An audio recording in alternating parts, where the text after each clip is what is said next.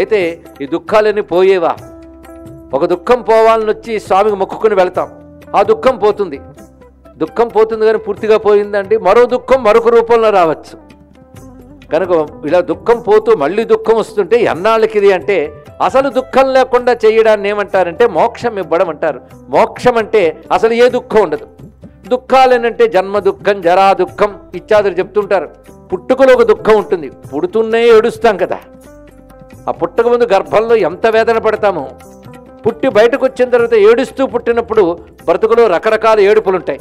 కొన్ని వినిపించకుండా ఏడుస్తూ ఉంటాం, అంతే కదా. చిన్నప్పుడు వినబడేటట్టు ఏడుస్తాం, అప్పుడు పెద్దవాళ్ళు వింటూ ఉంటారు.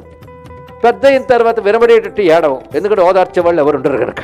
మన ఏడుపులు మనవే, కనుక ఏడుపే మొత్తం ఉన్నదనమాట. కానీ ఏడుపుతో కూడిన జన్మలో సుఖం ఉంది అనుకోవడానికి భ్రాంతి మాత్రమే. గొంగట్లో తింటూ వెంట్రుకలు ఏరుకోవడం మాట వింటారు, అలాగా సుఖం ఉంది ఈ జీవితంలో కూడా భ్రాంతి మాత్రమే.